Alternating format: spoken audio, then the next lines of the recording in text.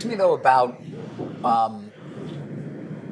what you needed to do in order to have the right people and the right mindset for the challenges you were talking about. I mean, you worked at a monopoly initially, right? Modified final judgment, was it 84 or whenever Judge Breeden, when it all broke up. And then the evolution that you're talking about. Were there a lot of people who, frankly, either needed to change or go? And how do you deal with that? I never was successful in getting the media to stop calling us a monopoly. You know? Here we are in 2018. You gave me a dirty look just now. I know. It drives me up a wall, flavor. I can't stand it. Okay, so. Reminds me of our actual interview. Yeah, there you go. He used to always give me dirty looks. Yeah, right. So here's the way I would look at that. I learned this from other people, so this is not something I picked up. But we had a compelling engineering view of the world. So people think about us. We were probably the biggest construction and engineering company on the planet at the time. You know, us and AT&T and others. So we spent a lot of money on capital and putting in networks, and we did that. So we didn't have a consumer vision. And I think one of the things that one of our people figured out was this, can you hear me now, would make us more likable to customers. So the way we addressed the people issue is we didn't try to line people up and say, well, you came from a monopoly background, you're a bad person, so we're going to get rid of you, and we're going to hire somebody from a consumer-based company. We focused on the people that cared about the customer. And as it turns out, the success of our company was driven by phone company lifers. They weren't driven by all these hotshots that you hire from Silicon Valley. Okay, now they're starting to hire more of those because the technology is sort of changing again. But so the issue that you had is we cared about quality service, consumers, and growth. People who cared about growth. When you work in a regulated monopoly, you care about low prices and costs, and you don't care about growth because government doesn't care about growth. They just want your prices down. So we cared about growth and consumer and quality of service. And what happened is people rise to that challenge. They love to do that.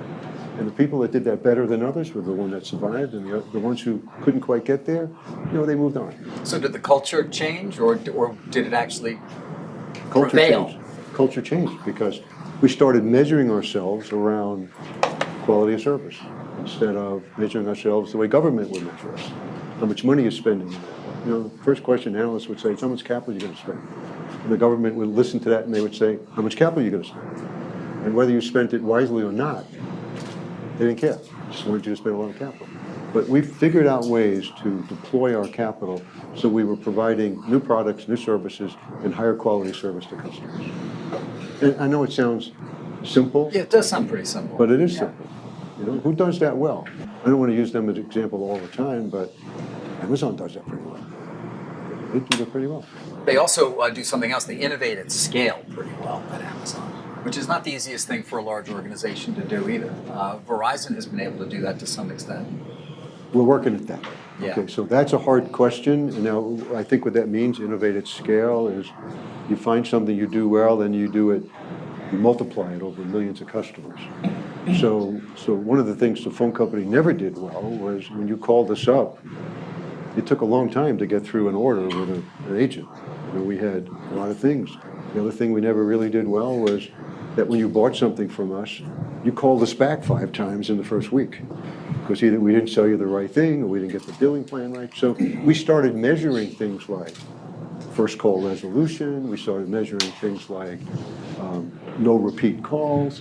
And so over the course of time, we started to see those numbers drop and customer satisfaction increase. Now, one of the things about the tech companies, whether it's Facebook or Google, they don't deal with the public. You deal with a machine or you deal with the internet. So, and they've done a great job at that. We have to deal with people. So we have to work through that. And here we are, I think, in 2018. And I think the whole industry's better, but I think our company is really further along in being easier to do business with and doing things the first time right and getting the bill right the first time right. And while we have a long way to go, we're better than we used to be. Now everybody wants to tell me, you know, you hear this a lot, well, we're also a technology, what we really are is a technology company.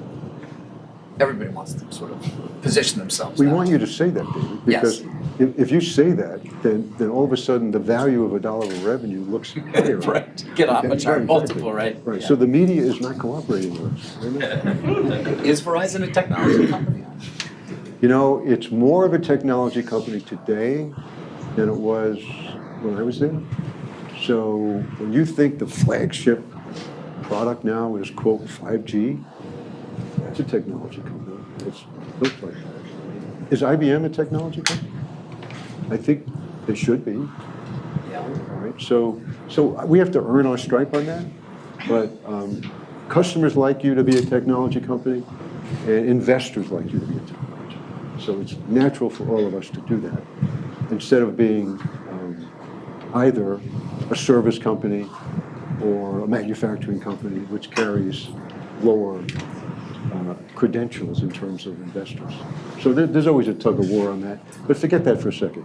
We want to be, in the eyes of our customers, a technology company. You do, which means what though? I mean, what are we even talking about when we say that? Always have new products and services coming out, always innovating, always giving customers leading edge reasons why they want to come to us first. So here's an example. I look at Nike that way. Right? I mean, Nike, they make clothes, right? But they're a technology company. If I want to look cool, I'll go into Nike or to maybe one of the other companies and see what's the coolest new gym clothes they have, right? So you want to be a technology company in the eyes of your consumers. Yeah. Lululemon's another one, right? Yeah. Conceivably, you can argue they're always sort of pushing the boundaries of, okay, what's next? What works? What Right. materials? All sorts of science. Yeah, no, right. I mean, how many different T-shirts do you need to buy to find the one that really is the best technology? So you have to buy a lot of them. But it's kind of cool to do that. It's like golf balls. You keep buying golf balls to see which one goes further, right?